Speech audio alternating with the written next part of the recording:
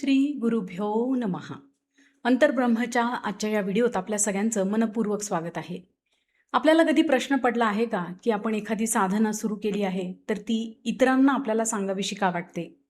अनेक साधक आपल्या साधना इतरांपासनं गुप्त म्हणजेच न सांगता का ठेवतात? अनेकदा दिलेला गुरुमंत्र किंवा एखादा बीजमंत्र हा जाहीरपणे न उच्चारण्यासाठी आपल्याला ताकीद का दिली जाते? यासारख्या अनेक अशा गोष्टी आहेत की ज्या एखाद्या साधकाला साधनेच्या सुरुवातीच्या टप्प्यावरती निश्चितपणे प्रश्न स्वरूपात सामोरे येऊ शकतात. नेमकं यामागचं कारण काय आहे? भारतीय संस्कृतीमध्ये अशी गुप्तता का पाळली जाते आहे? ही गुप्तता आहे की लपवाछपवी आहे? आपल्याला काही सांगायचंच नाही, अज्ञानात ठेवायचं आहे, की आपल्याला अज्ञानाच्या खोल कुहरामध्ये म्हणजेच खोल खड्ड्यामध्ये जाण्यापासून वाचवायचं आहे? साधनेच्या गुप्ततेच्या संदर्भामध्ये महर्षींना म्हणजेच ऋषी जगतातील महान तपस्वींना नेमकं आपल्याला काय सांगायचं आहे? यासारख्या प्रश्नांची उत्तरं आज आपण या व्हिडिओच्या माध्यमातून पाहणार आहोत. मुळात आपल्याला सर्वात आधी हे समजून घ्यावं लागेल की एखादी व्यक्ती जर साधना करत असेल आणि त्या साधनेसंदर्भामध्ये जर गुप्तता पाळली जात असेल तर याचा अर्थ ती व्यक्ती काहीतरी लपवते आहे असं अजिबात नाही. गुप्तता ठेवणं म्हणजेच काहीतरी लपवणं, आपल्याला त्या गोष्टीपासून वंचित करणं असा हेतू ना आधीच्या ऋषीमंडळींचा होता ना आधुनिक काळामध्ये साधना करणाऱ्या साधकांचा आहे. अगदी सहजपणे या विषयाच्या खोलामध्ये आपल्याला उतरता येतं.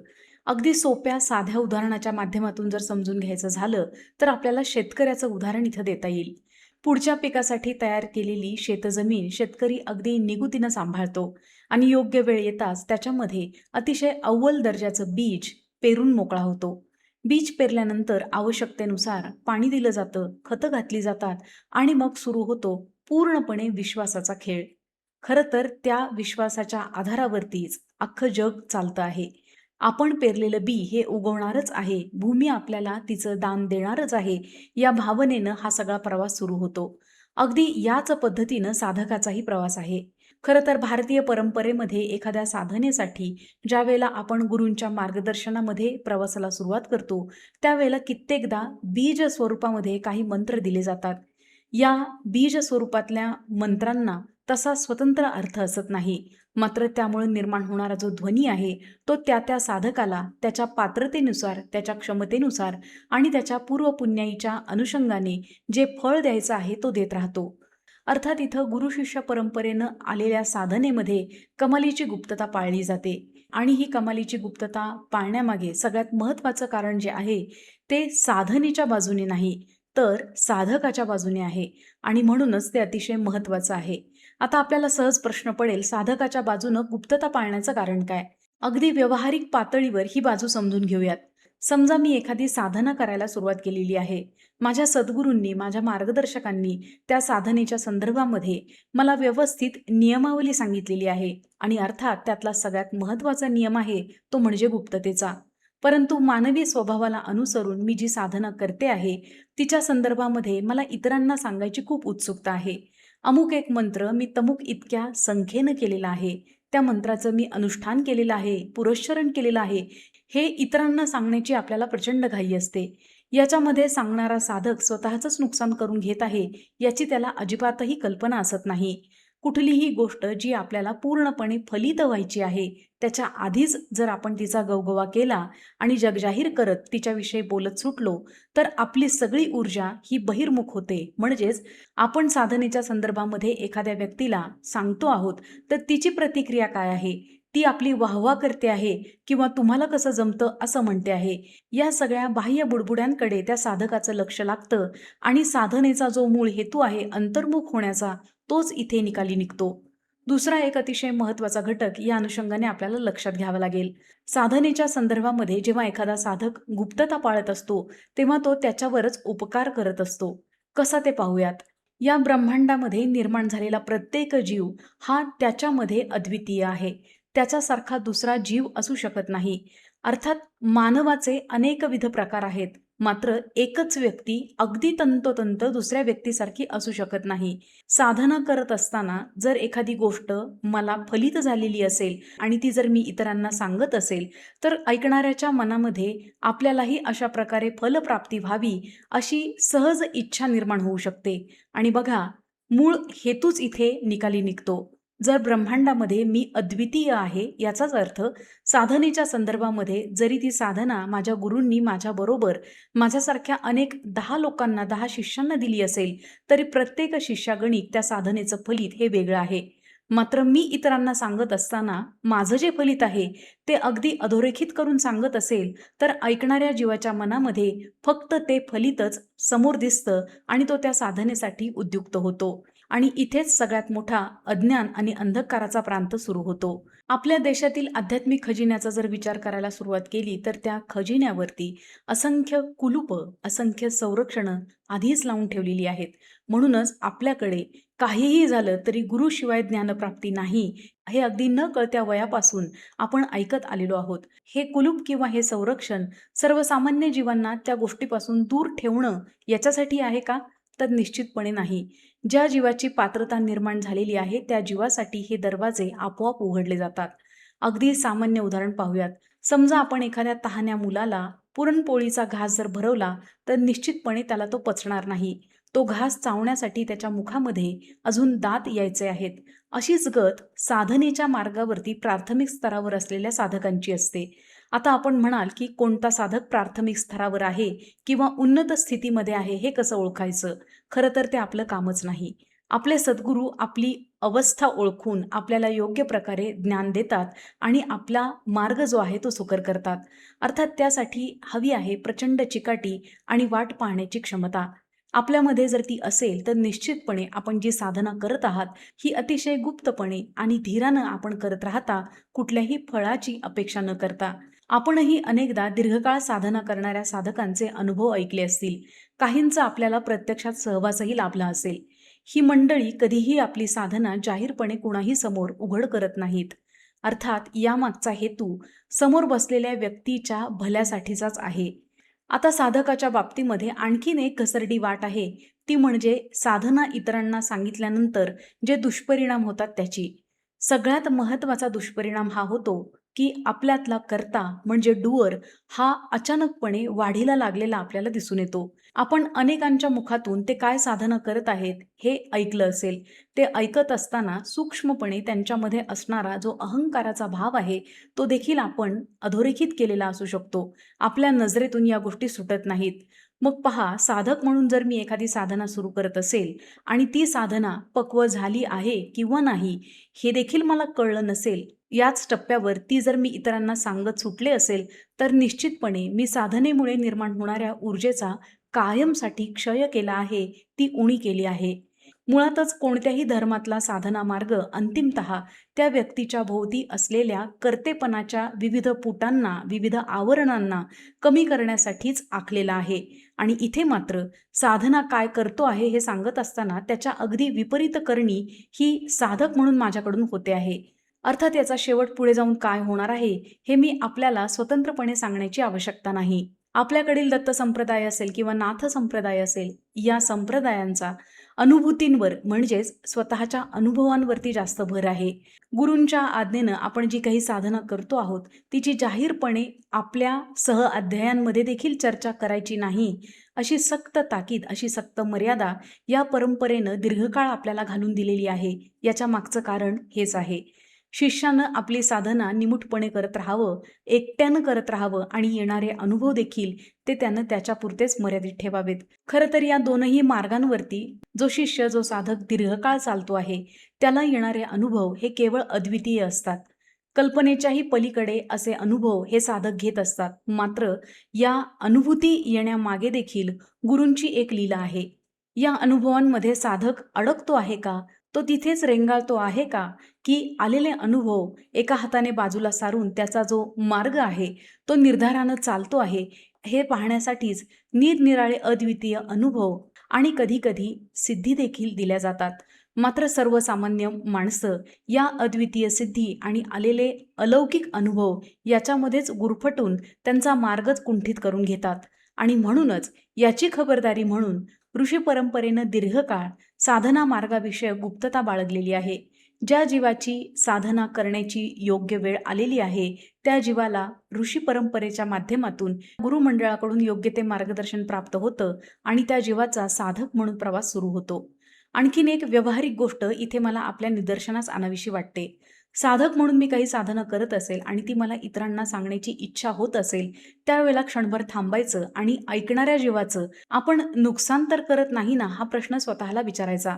आपल्या आजूबाजूचं सगळं जगणं हे व्यवहाराच्या पातळीवरती म्हणजेच ट्रान्झॅक्शनल पातळीवरती चाललेलं आहे. मी काय केल्याने मला काय प्राप्त होणार आहे, इतका वरवरचा दृष्टिकोन आपल्या सगळ्यांच्याच मनामध्ये प्रामुख्यानं घर करून बसलेला आहे. आता यातून आपल्याला जर वाट काढायची असेल तर आपण काय करू शकतो? अर्थात साधक म्हणून आपल्याला इतरांना खूप काही सांगण्याची ज्यावेळेला उर्मी येते, त्यावेळेला त्या सांगण्यामध्ये जर संतुलन आणलं तर आपल्या मनाची होणारी जी तडफड आहे तीही कमी होईल आणि समोरच्याचं नुकसानही होणार नाही. उदाहरणार्थ, आपण जर एखाद्या तीर्थक्षेत्राला भेट दिली असेल आणि तिथल्या काही महत्त्वाच्या गोष्टी, काही तपशील आपल्याला त्या साधकाला सांगावेसे वाटत असतील, तर आपण निश्चितपणे सांगावेत. एखादी व्यक्ती आपल्या समोर आहे आणि तिला जर आपण साधनेचं महत्त्व अगदी सर्वसामान्य पातळीवरती समजून सांगू शकत असू, तर निश्चितपणे ते आपण सांगू शकतो. अर्थात त्या सांगण्यामध्ये आग्रह नसावा किंवा काही अपेक्षा नसावी. निरपेक्ष भावनेनं सर्वसामान्य माहिती एखाद्या साधनेच्या संदर्भामध्ये आपल्याला द्यावीशी वाटत असेल, तर आपण ती द्यायला हरकत नाही. भारतीय परंपरेमध्ये वेगवेगळ्या अलौकिक अशा ग्रंथांची निर्मिती झालेली आहे. अर्थात ते ग्रंथ सर्वांसाठी खुले आहेत. आपण एखादा ग्रंथ वाचल्यानंतर त्यातनं जर आपल्याला काही महत्त्वाचा ऐवज स्वतःसाठी हाती लागला असेल, तर आपल्यासारख्या इतर शोधक जीवांना आपण त्या ग्रंथाच्या संदर्भामध्ये सांगू शकतो. आता या झाल्या इतरांना सामान्यपणे सांगता येण्यासारख्या साधने संदर्भातल्या गोष्टी. अशा कोणत्या महत्त्वाच्या गोष्टी आहेत की ज्या आपण गुप्त ठेवल्या पाहिजेत? सगळ्यात महत्त्वाचं, जर आपल्याला गुरूंकडून एखादा गुरुमंत्र आला असेल, तर निश्चितपणे आपण त्या मंत्राची गुप्तता ठेवली पाहिजे. तसंच एखादी दीक्षा आपण घेतली असेल आणि दीक्षा अनुग्रहानुसार आपण अनुष्ठान किंवा पुरस्चरण किंवा आणखीन काही गोष्टी करत असू, तर या गोष्टी देखील आपण गुप्त ठेवल्या पाहिजेत. आणि सगळ्यात महत्त्वाचं, ज्याच्याविषयी आपल्याला गुप्तता पाळणं नितांत आवश्यक आहे, ते म्हणजे आपण जी साधना करत आहोत, त्या साधनेमध्ये आपल्याला आलेले गहन अनुभव. या अनुभवांच्या बाबतीमध्ये आपल्याला प्रचंड गुप्तता पाळणं आवश्यक आहे. कारण आपल्याला आलेले हे गहन अनुभव साधना मार्गातील आपली तयारी नेमकी काय आणि कशी चाललेली आहे, हे तपासण्यासाठी आपल्या गुरूंच्या लीलेनंच आपल्याला प्राप्त झालेले असतात. आणि ते जर का आपण सर्वसामान्यपणे जशा गप्पा मारतो त्या पद्धतीनं दिसेल त्या व्यक्तीला जर सांगत सुटलो, तर आपण स्वतःबरोबरच इतरांचंही अधिक नुकसान करतो आहोत. या सांगण्यानं आपला अहंकार एका बाजूला वाढणार आहेच, मात्र दुसऱ्या बाजूनं ज्या जीवानं साधनेला सुरुवात केलेली नाही किंवा अगदी प्राथमिक अवस्थेमध्ये जे साधक साधनं करत आहेत, त्यांच्या मनामध्ये एक न्यूनगंड निर्माण होऊ शकतो आणि त्यांचा साधना मार्ग तिथेच थांबू शकतो. समजा एखाद्या जीवाचा साधक म्हणून प्रवास सुरू होण्यामध्ये आपला काही हातभार लागला नसेल, तर हरकत नाही. मात्र ज्या जीवाचा साधना मार्ग सुरू झालेला आहे, त्याच्या मार्गामध्ये आपले अनुभव न्यूनगंड म्हणून जर अडथळा निर्माण करत असतील, तर याच्या इतकी दुर्दैवी घटना दुसरी कुठलीच नाही. दुर्दैवानं आपण अशा काळामध्ये जन्माला आलेलो आहोत, की या काळामध्ये आपण करतो बोटभर आणि सांगतो हातभर. आपल्या अनेक मित्रमंडळींच्या स्टेटसवर असणाऱ्या पोस्ट असतील किंवा फेसबुक, इंस्टाग्राम किंवा प्रसारमाध्यमांमधल्या स्टोरीज असतील, याच्यामध्ये एखाद्या तीर्थाला गेल्यानंतर ज्या पद्धतीनं त्याचं प्रदर्शन केलं जातं, ते खरोखर साधना मार्गातील सगळ्यात मोठा अडथळा आहे. फॅशन म्हणून किंवा इतरांना सांगण्यासाठी आजकालचा ट्रेंड आहे म्हणून आपण जर साधनेचा सर्रासपणे वापर करत असू, तर आपण आपल्या पायावरती मोठा दगड मारून घेतो आहोत. ज्या जीवांनी काही साधना स्वीकारलेली आहे आणि त्या साधना मार्गामध्ये विशिष्ट अशी गुरु परंपरा लाभलेली आहे, त्यांनी तर हे स्वच्छपणे समजून घ्यायचं आहे की ज्या वेळेला आपण आपल्या साधनेचा उच्चार करतो, त्यावेळेला आपले जे आदिगुरु आहेत, त्यांच्यापर्यंत त्या बोलण्याचे आणि बोलण्यामुळे झालेल्या परिणामांचे पडसाद उमटतात. अगदी सामान्यपणे समजून घेऊयात. मी ज्या कुटुंबामध्ये राहते, त्या कुटुंबामध्ये जी वडीलधारी माणसं आहेत, ज्यांनी माझं पालनपोषण केलं आहे, ज्यांनी मला जन्माला घातलेलं आहे, माझ्या एखाद्या कृतीमुळे त्यांना अपमानकारक वाटेल, असं मी कधीही कृत्य करणार नाही. ही अतिशय नैसर्गिक आणि साधी समजून येणारी गोष्ट आहे. हीच गोष्ट आपण गुरुपरंपरेला देखील लागू करू शकतो. मी ज्या परंपरेचा वारंवार उच्चार करते किंवा करतो आहे, त्या परंपरेला साजेसं वर्तन माझ्याकडून होतं आहे का? हा एकवार प्रश्न आपल्या मनामध्ये जर निर्माण झाला, तर आपल्याला या व्हिडिओचा जो मतितार्थ आहे, तो चटकन लक्षात येईल. साधनेची गुप्तता ही सर्वार्थानं सगळ्यांच्या भल्यासाठी आहे. आपल्याला योग्य वेळेला काही गोष्टी बोलण्याची मुभा सद्गुरू स्वतः देतात. किंबहुना ती जबाबदारी आपल्या खांद्यांवरती आल्यानंतर तिचं ओझं काय आहे याची जाणीवही आपल्याला होते. अर्थात हा फार लांबचा पल्ला आहे. मात्र तोपर्यंत आपल्याला दिलेला एखादा मंत्र असेल, एखादी दीक्षा असेल किंवा एखादं कृत्य करायला सांगितलं असेल, त्याच्याविषयीची गुप्तता प्राणपणानं जपली पाहिजे. इथे व्यक्तिगत अहंकार किंवा साधक म्हणून जे काही मला दाखवायचं आहे ते सगळं बाजूला ठेवून गुरुपरंपरेचा आदेश मानणं हे सर्वार्थानं प्रायोरिटीवरती म्हणजेच अग्रक्रमावरती असलं पाहिजे. बघा, माझ्या खिशामध्ये किती पैसे आहेत किंवा माझ्या तिजोरीमध्ये किती तोळे सोन्याचे दागिने आहेत, हे मी कुणाला आमंत्रण देऊन सांगत नाही किंवा दाखवायला जात नाही. जर आपण व्यावहारिक पातळीवरती इतका सूज्ञपणा दाखवतो आहोत, तर साधना मार्ग म्हणजेच जो आपल्याला या सगळ्या ऐहिक जगाच्या सगळ्या बंधनांच्या पलीकडे एक वेळ आपल्या शरीराच्याही पलीकडे घेऊन जाणारी चैतन्य शक्ती आहे, तिच्या बाबतीत आपण निश्चितपणे गुप्तता पाळली पाहिजे. निसर्गाचं अगदी साधं तत्व आहे. एखादं बीज ज्या वेळेला अंकुरण्यासाठी जमिनीमध्ये स्वतःला गाडून घेतं, त्यावेळेला काही काळ ते गुप्त अवस्थेमध्ये राहतं. साधकाची साधना देखील अशाच प्रकारे गुप्तावस्थेमध्ये राहिली तर एक दिवस निश्चितपणे त्याचा विशाल वटवृक्ष होऊन स्वतःबरोबर इतरांना देखील तो गारवा आणि सावली देऊ शकतो. पुन्हा एकदा सांगावंसं वाटतं, या गुप्ततेमध्ये कुठलीही लपवाछपवी नाही, आहे ते सगळ्यांचं कल्याण. मंगलम या ऑनलाईन कार्यशाळेमध्ये बऱ्याच वेळेला सहभागी व्यक्ती मोकळेपणाने आपले आध्यात्मिक अनुभव किंवा साधना याच्या संदर्भामध्ये सांगायला सुरुवात करतात आणि त्याच वेळेला मनावरती दगड ठेवून मला त्यांचं बोलणं तिथेच खुंटवावं लागतं. मागच्या एका मंगलममध्ये एक सद्गृहस्थ आपल्या साधनेच्या संदर्भामध्ये अगदी नम्रपणे इतरांना सांगत होते. अर्थात ऐकणारा प्रत्येक जीव त्या परिपक्व अवस्थेमध्ये आहे किंवा नाही हे कळण्याची क्षमता आपल्यासारख्या जीवांमध्ये नाही आणि म्हणूनच त्या सद्गृहस्थांना मला तिथेच थांबवावं लागलं. त्यावेळेला ते एक अतिशय मोलाचं वाक्य बोलले होते की माझी जी साधना आहे ते ओपन बुक आहे. अर्थात याच्याविषयी दुमत नाही. वेगवेगळ्या ग्रंथांच्या माध्यमातून ते आपल्यापर्यंत पोहोचत असताना उघडपणे चाललेलं आहे. मंगलम या ऑनलाईन कार्यशाळेमध्ये अशाच अतिशय महत्त्वाच्या गोष्टींवर मन मोकळेपणानं चर्चा होते आणि त्यातलाच एखादा शब्द, एखादं वाक्य किंवा एखाद्या व्यक्तीचा दृष्टिकोन व्हिडिओच्या निर्मितीचं कारण ठरतात.